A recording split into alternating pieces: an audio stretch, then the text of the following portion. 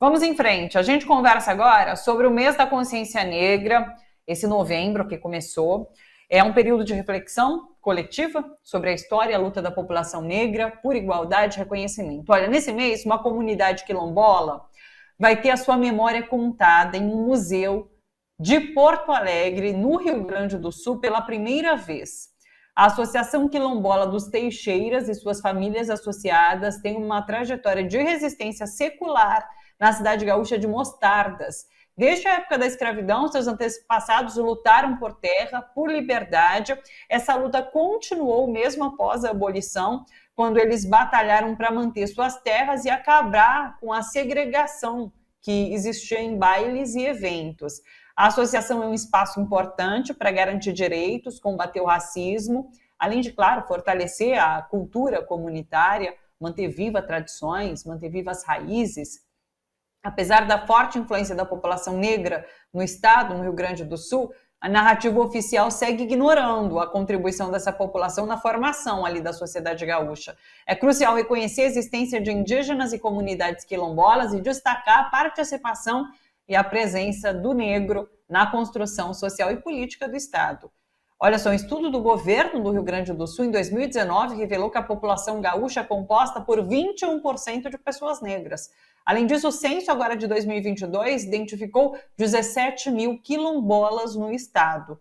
Para contar mais sobre essa exposição, que será inaugurada agora no dia 11 de novembro, ali no prédio do Memorial do Rio Grande do Sul, nós convidamos o presidente da Associação Quilombola dos Teixeiras, Irto Miguel da Silva, e também o Jorge Amaro, que é assessor técnico da associação. Está conosco também a assessora de projetos do Fundo Brasil de Direitos Humanos, a Maiana Nunes. Pessoal, sejam todos muito bem-vindos aqui no Bom para Todos. Eu queria começar questionando o Irto, o Jorge, sobre essa exposição. Queria que vocês contassem mais sobre a exposição, falar um pouquinho sobre como ela contribui nesse mês, né, da consciência negra, o que ela traz, e claro, falem também sobre a associação. Sejam muito bem-vindos.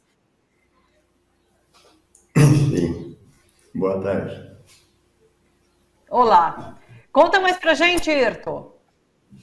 Sim, nós agradecemos a oportunidade de sermos divulgados por uma comunidade quilombola aqui no município de Mostardas, localidade de Teixeiras. E agradecemos por sermos lembrados e distinguir as nossas coisas antigas que nós costumávamos, que usávamos quando trabalhávamos na comunidade. Ainda trabalhamos, mas hoje as coisas são mais diversificadas e modernizou. Mas levamos alguma coisa que nós trabalhávamos antigamente para expor lá no centro histórico. Dá um exemplo para a gente, Irto. Sim. O exemplo, por exemplo, são aquelas ferramentas que a gente trabalhava e depois nós fomos divulgados como quilombos, né? Que fomos descobertos através de matéria e outras entidades. E a gente ficou muito orgulhoso de sermos quilombola e trabalhar para a comunidade, do qual eu fui o primeiro presidente e hoje voltei a ser o atual. Bacana. Jorge, conta um pouquinho para a gente da história da associação, da história do quilombo. Quero saber um pouco mais sobre as raízes, esse passado, né, de muita luta, de muita resistência. Conta mais para a gente. Bom, boa tarde, quero agradecer a oportunidade, né, da gente estar aqui contando um pouco da nossa história. Hoje eu estou como assessor técnico da associação, mas eu sou quilombola, sou neto do falecido Totoca, bisneto do falecido Eduardo, então nasci e me criei lá na comunidade, saí para estudar e agora voltei, né, para contribuir com a minha comunidade com o conhecimento tão necessário nos dias atuais.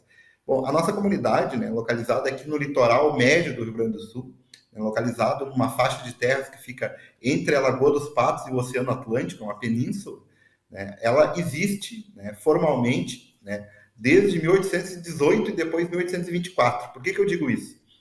3 açorianos, né, Manuel Teixeira Batista, Ana Teresa de Jesus e Rosa Teixeira Batista, lá em 1818, tomaram uma decisão, que eles eram solteiros, não eram casados, não tinham filhos, tinham parentes, mas não tinham filhos. Então, eles deixaram, né, em testamento as terras e os negros livres. Então, as 85 famílias que existem hoje na comunidade são oriundas deste testamento. Então, na medida em que cada um dos irmãos falecia, ele passava a responsabilidade para o outro, né? Que quando o último falecesse, os negros seriam livres. Então, a última que morreu foi a Rosa, em 1826. Então, e tinham 15 negros escravizados, né, na propriedade. Então, ela deixou os negros, as benfeitorias e as terras, né? Então, essas famílias resistem, né, desde então, há 197 anos, né? Resistem nesse território. Hoje são 85 famílias que vivem lá, né? E a Associação Comunitária Quilombola dos Teixeiras existe há 17 anos. O seu Irto, que foi o primeiro presidente, né, hoje é presidente de novo, né, substituiu o filho dele. Então, a nossa região são 10 comunidades quilombolas nos demais municípios aqui da região. E todos nós somos conectados por laços de parentesco, né? Todos nós, de uma forma ou de outra, temos algum laço de parentesco, porque, como eu disse, a gente está isolado, né? De um lado é a lagoa e de outro lado é o mar. Então, a gente não teve muito contato com outras regiões. E a gente tem um espaço aqui muito bacana, que é o Fórum das Comunidades Quilombolas do Litoral Médio, né? Esse fórum existe há mais de 15 anos, onde essas comunidades, né, se reúnem a cada 2 meses na própria comunidade para discutir projetos, iniciativas. Então, a gente acaba se fortalecendo, né? E o Fundo Brasil de Direitos Humanos, ele entra na nossa história. Não, travou um pouquinho. Pronto, continue. Travou só um pouquinho, pode continuar. O Fundo Brasil de Direitos Humanos, ele entra na nossa história de uma forma muito bacana, porque eu fiquei 20 anos fora da comunidade estudando. Tive que sair daqui e ir para a capital para estudar. Aí, quando eu estava fazendo doutorado, eu voltei, né?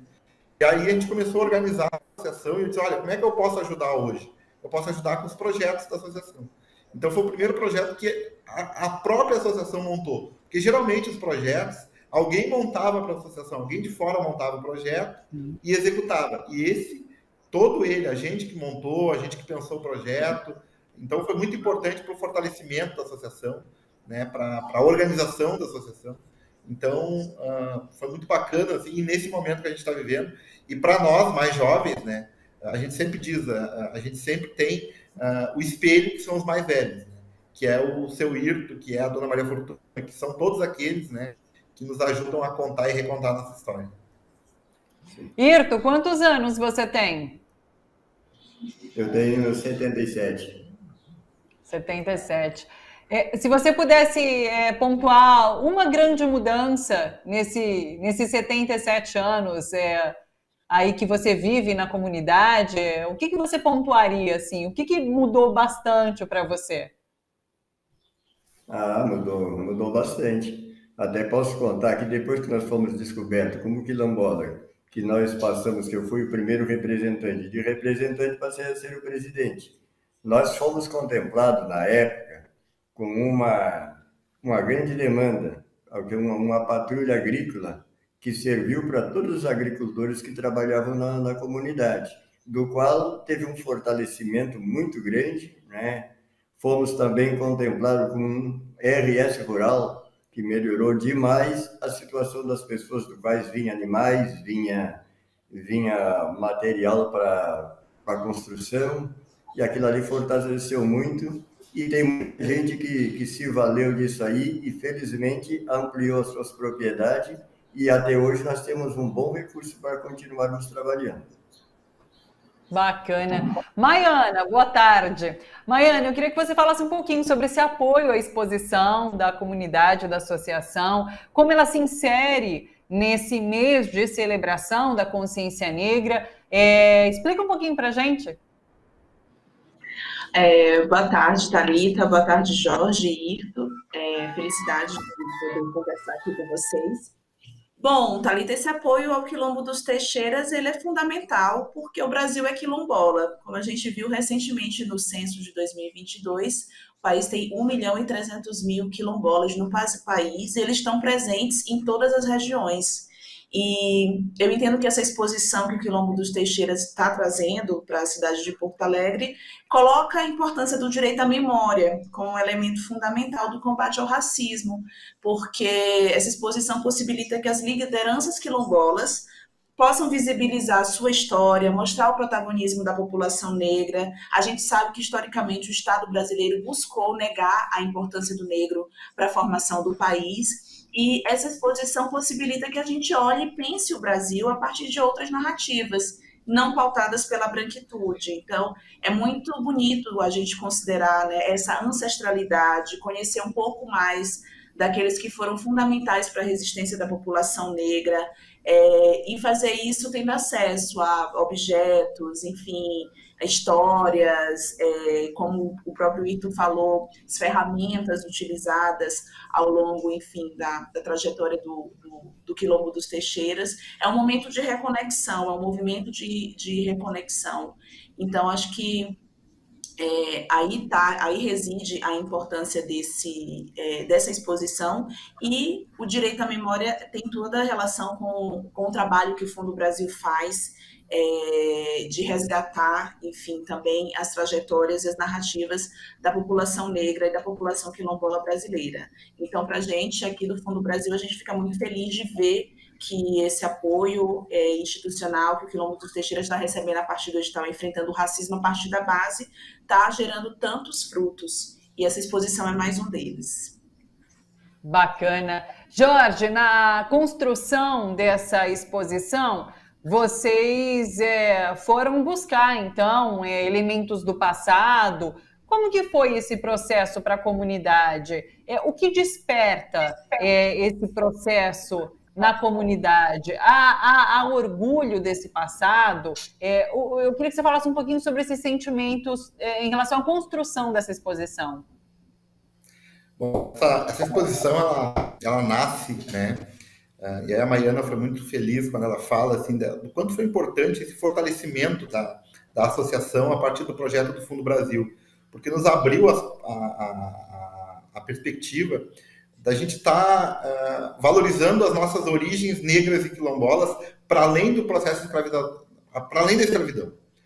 Então, essa exposição, o Arquivo Histórico do Rio Grande do Sul, né, ele por 40 anos praticamente, ele tinha lá uma caixa, né, com materiais da comunidade quilombola dos Teixeiras. E dentro dessa caixa estavam, né, os testamentos originais, né, de 1818 e de 1826.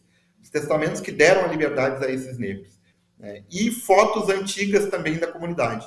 E essa caixa ficou lá por muito tempo. Então a gente foi procurado, né, pelo historiador Fábio e pela coordenadora do Arquivo Histórico, Ananda, né, e eles viram que aquele material era muito simbólico e significativo. Só que quando eles vieram falar conosco, o que sempre aconteceu nas comunidades quilombolas de uma forma geral, com as indígenas também. O pesquisador vem, o antropólogo vem, o historiador vem, pega toda a história, conta a história, né, e a gente muitas vezes nem sabe como a história foi contada, nem vê o produto dessa história. Então essa exposição, ela tem pelo menos alguns simbolismos que eu acho extremamente importantes. O primeiro, a gente participou de tudo. A gente participou da curadoria, a gente ajudou a escolher as fotos, nós escolhemos como contar a nossa história. Então nós escolhemos como o senhor destacou. Por exemplo, meu avô, ele era carpinteiro. Então ele fazia canga de boi, roda de carreta, ele fazia gamela, ele fazia uma série de utensílios que eram extremamente importantes para a economia naquela época. E a gente começou a catar esses utensílios. Então a gente achou pilão de, 150 anos, achou panela de ferro de 200 anos. Então, a gente começou a ir nas propriedades e mobilizar as pessoas para que pudessem ver tanto na parte do trabalho, quanto na parte da religião, na parte do artesanato. Né? Teve entrevistas, né? Então teve também entrevistas. E aí essas entrevistas, elas também as pessoas perguntavam assim, tá, mas por que eu estou sendo entrevistada? O que vai acontecer? Vai ter uma exposição. E aí, além de toda essa participação e protagonismo da comunidade, né, o Arquivo Histórico, junto com o Memorial do Rio Grande do Sul, o Memorial é um dos museus mais nobres do estado do Rio Grande do Sul. Vai ser a primeira vez da história do estado do Rio Grande do Sul que um quilombo vai ganhar espaço no memorial. Não vai ser um quilombo dentro de uma exposição que conta um monte de coisa, não. Vai ser um quilombo que vai ter uma sala específica para ele contar a sua história. Vai ser a primeira vez que as 130 comunidades quilombolas do Rio Grande do Sul vão ser representadas de fato no palco central, né, da cultura gaúcha, né, num estado que pouco se fala em negro, que o negro pouco tem protagonismo na sua história. E aí, para ajudar, para isso se tornar mais bonito ainda, no dia da abertura da exposição, né, vai ter um ônibus que vai ir da comunidade. Então, nós teremos pelo menos 50 pessoas da comunidade, por exemplo, todos aqueles que foram entrevistados, os mais velhos, né, as crianças, todo mundo vai ir no dia da exposição e a gente vai passar o dia em Porto Alegre, né, porque a gente vai, de fato, participar, de fato, estar junto, de fato, ser reconhecido, ser respeitado. Então, assim, está sendo muito bonito o processo. Eu acho que a exposição, ela já está linda. Assim, eu estou vendo, eles vão mandando as fotos para a gente, né? Já está, assim, muito simbólica. E aí tem gamela, pilão. Então, para nós, assim, está sendo um processo muito valioso. E não só para nós, eu acho que para todas as comunidades quilombolas do Estado e, quiçá, do Brasil, assim, da gente poder ter esse protagonismo, sabe? Do seu Hirto, da dona Maria Fortuna, que foi entrevistada, a dona Julietinha, o seu Titico, a dona Bidanguinha, todo mundo que participou, de fato, vai estar representado. E quem não puder ir no dia, os filhos vão ir, os netos vão ir. Então, sabe, esse envolvimento é que realmente torna essa exposição muito linda. Emocionante seu depoimento, Jorge, que bacana. Hirto, para finalizar, é claro que você deve estar super ansioso. O que você está sentindo nesse momento? Não, eu estou sentindo a ânsia de ter o prazer de comparecer no dia da exposição lá, né? E muitíssimo agradecido por sermos lembrados, a primeira comunidade a ser lembrada num centro histórico, assim, que vai representar praticamente todo o país. Perfeito. Maiana, para finalizar também, como que você vê o papel desse mês da consciência negra na promoção da igualdade racial, na conscientização sobre trajetórias como a do Quilombo dos Teixeiras? Conta um pouco para a gente. Eu acho, Thalita, que novembro é um mês que marca a importância das discussões e das ações para o combate ao racismo, à desigualdade racial, mas a gente precisa lembrar que as lutas da população negra não são lutas que estão acontecendo apenas no mês de novembro. A gente tem aqui o exemplo do Quilombo dos Teixeiras, que tem uma história de 197 anos. Não é isso, Jorge? Então, a gente tem uma luta histórica muito longa.